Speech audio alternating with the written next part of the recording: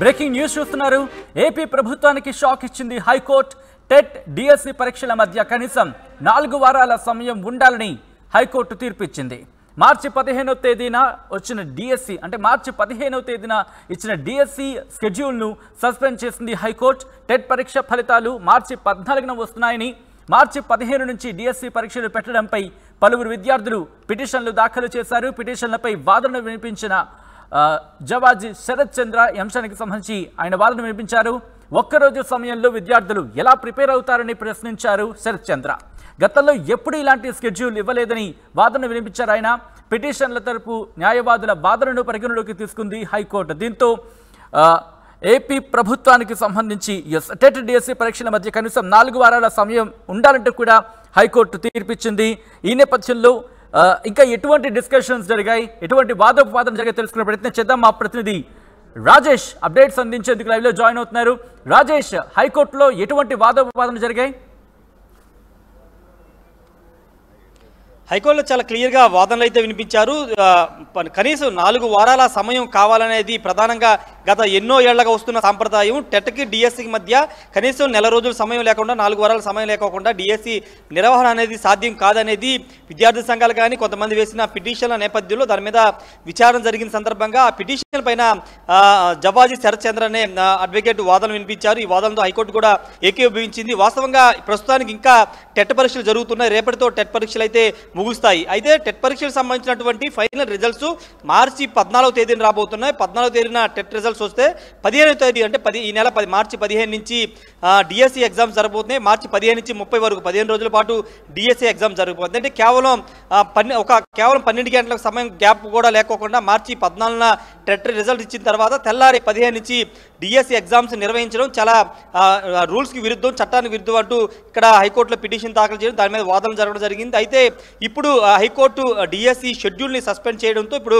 ప్రభుత్వం కొత్త షెడ్యూల్ ఇస్తుందా లేదా అనేది ఇప్పుడు ఉత్కంఠగా మారిందని చెప్పాలి. దానికి ప్రధాన కారణం ఏంటంటే ఇంకో వారం రోజుల్లో ఆంధ్రప్రదేశ్కి సంబంధించిన ఎన్నికల నోటిఫికేషన్ రాబోతున్న నేపథ్యంలో కొత్త షెడ్యూల్ ఇచ్చినా అది అమలు చేయడానికి అవకాశం ఉండదు. కాబట్టి ఎన్నికల నోటిఫికేషన్ అమల్లో ఉంటే షెడ్యూల్ కుదరదు. కాబట్టి దానికి సంబంధించినటువంటి ఇప్పుడు ఆంధ్రప్రదేశ్ ప్రభుత్వం ఏం చేస్తుందని ఒక చర్చ నడుస్తుందని చెప్పాలి. వాస్తవంగా గత నెల 12వ తేదీనే డిఎస్సి నోటిఫికేషన్ విడుదల చేశారు. గత వారం రోజులుగా టెట్ ఎగ్జామ్స్ జరుగుతూ ఉన్నాయి. అప్పటి నుంచి కూడా విద్యార్థులు డిఎస్సి నోటిఫికేషన్ వచ్చిన దగ్గర నుంచి కూడా ఈ షెడ్యూల్ పైన తీవ్ర అసంతృప్తితో ఉన్నారు. ఎందుకంటే ఒకటి టెట్కి డిఎస్సి మధ్య అసలు గ్యాప్ లేకపోవడం, రెండోది టెట్ అంటే టీటీసీకి సంబంధించి అంటే ఎస్జిటి పోస్టులకి బీడీ చదివినటువంటి అభ్యర్థులకు అవకాశం కల్పించడం, దీనిపైన కూడా వాళ్ళ అభ్యంతరం వ్యక్తం చేస్తూ హైకోర్టుకు వెళ్లారు. దానిపైన కూడా హైకోర్టు సీరియస్ అయ్యి ఆ నిబంధనలు కూడా తొలగించింది. ఇప్పుడు ఏకంగా డిఎస్సి షెడ్యూల్నే సస్పెండ్ చేయడం పట్ల నిరుద్యోగులు కొంత హర్షం వ్యక్తం చేస్తున్నారు. ఎందుకంటే నిరుద్యోగులకు ఎక్కడా కూడా ఉపయోగం లేకుండా, ఎందుకంటే టెట్ ఎగ్జామ్స్ వచ్చిన రిజల్ట్స్ వచ్చిన తెల్లారే డిఎస్సి రాయడం అనేది చాలా కష్టమైన పని. చదువుకోవడానికి ప్రిపేర్ అవ్వడానికి కనీసం 4 వారాల సమయం అనేది ఏ విద్యార్థికైనా అవసరం అవుతుంది. కాబట్టి ఇప్పుడు ఆ నిబంధనకు అనుగుణంగా హైకోర్టు తీర్పు ఇవ్వడం పట్ల ఆంధ్రప్రదేశ్లోని విద్యార్థులు అంటే టీచర్ పోస్టులకు అప్లై చేస్తున్నటువంటి వాళ్ళంతా కూడా హర్షం వ్యక్తం చేస్తున్నారు. ప్రభుత్వం ఏం చేయబోతోంది, మళ్ళీ ఎలా ముందుకెళ్ళి ఈ నేపథ్యంలో ప్రభుత్వం ఏం చేయబోతోంది, లీగల్ గా ఎలా ముందుకు వెళ్లే అవకాశానికి సంబంధించి పరిశీలిస్తోంది?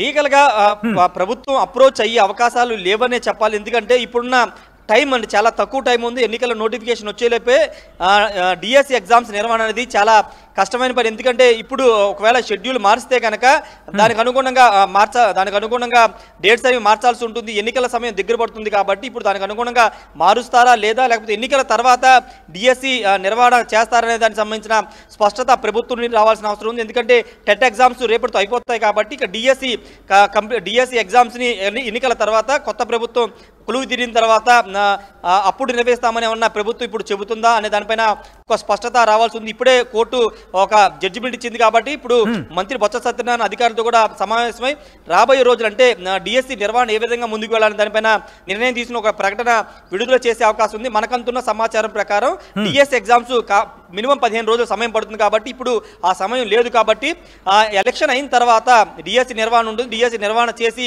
తర్వాత పోస్టులు ఇవ్వడం అనేది జరిగే అవకాశం కనబడుతుంది. సచిన్, రైట్. అంటే ఇదే అంశానికి సంబంధించి విద్యార్థులు ఏమంటున్నారు? ఎందుకంటే ముఖ్యంగా టెట్ అయిన వెంటనే మరుసటి రోజే డిఎస్సికి సంబంధించి ఎదురు చూస్తున్న పరిస్థితులు కూడా ఉన్న నేపథ్యం కనిపిస్తోంది. కాబట్టి ఎలక్షన్స్ అయిన తర్వాత వాళ్ళకి బెనిఫిట్ అనుకుంటున్నారా, లేకపోతే ముందు జరిగితే బెనిఫిట్ అనుకుంటున్నారా? విద్యార్థుల నుంచి ఎటువంటి రియాక్షన్ వినిపిస్తోంది?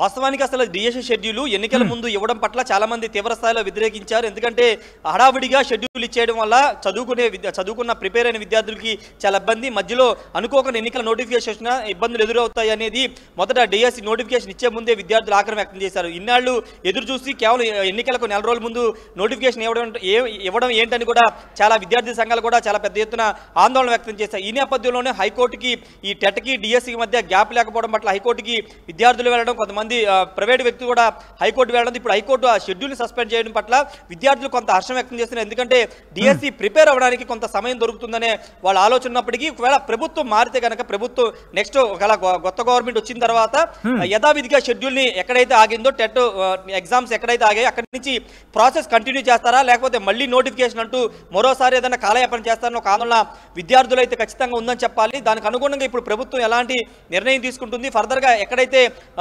ప్రాసెస్ ఆగిందో అక్కడి నుంచి కంటిన్యూ చేస్తామని ప్రభుత్వం చెప్తుందా, లేకపోతే ఫ్రెష్గా మరోసారి నోటిఫికేషన్ ఇచ్చి డిఎస్సి నిర్వహణ చేస్తామనే దానిపైన ఒక స్పష్టమైన ప్రకటన ప్రభుత్వం విడుదల చేయాలని కూడా విద్యార్థులు కోరుతున్నారు. దానిపైన ప్రభుత్వం నుంచి ఒక నిర్ణయం అయితే రావాల్సింది. సచిన్, రైట్, ఎప్పటికల్లా ప్రభుత్వం నుంచి క్లారిటీ వచ్చే అవకాశం కనిపిస్తోంది, ఈరోజు ఎక్స్పెక్ట్ చేయొచ్చా?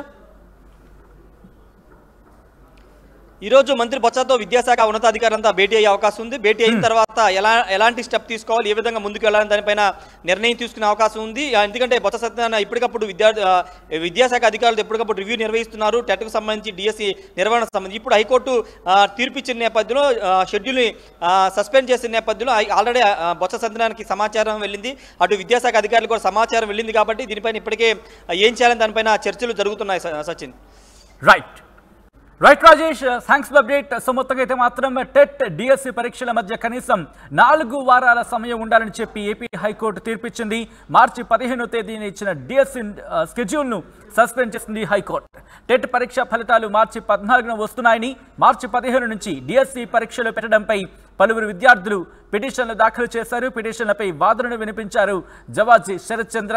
ఒక్కరోజు సమయంలో విద్యార్థులు ఎలా ప్రిపేర్ అవుతారని ప్రశ్నించారు ఆయన. గతంలో ఎప్పుడు ఇలాంటి స్కెడ్యూల్ ఇవ్వలేదని వాదన వినిపించారు. అయితే పిటిషనర్ల తరపు న్యాయవాదులు వాదనను పరిగణలోకి తీసుకున్న హైకోర్టు ఈ అంశానికి సంబంధించి తీర్పుని వెలువరించింది. దానికి సంబంధించిన బ్రేకింగ్ న్యూస్ చూస్తున్నారు. టెట్ డిఎస్సి పరీక్షల మధ్య కనీసం 4 వారాల సమయం ఉండాలని చెప్పి హైకోర్టు తీర్పిచ్చింది.